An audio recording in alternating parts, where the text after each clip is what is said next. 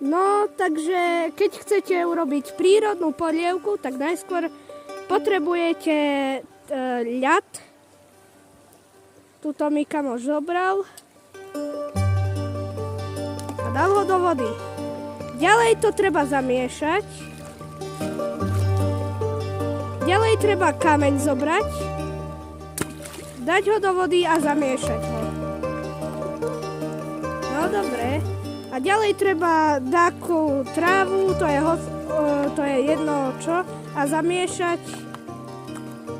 A to by malo byť asi všetko, ale ak chcete dať čo pridať, ľudia môžete, ak sa vám chce.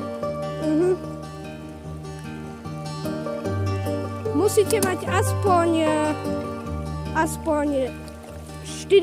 3 kusy ľadu aspoň, čo v tejto polievke je, lebo pred videom už sme dali.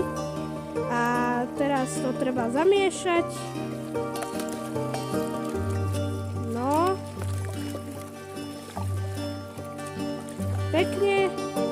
A dobrú chuť všetci.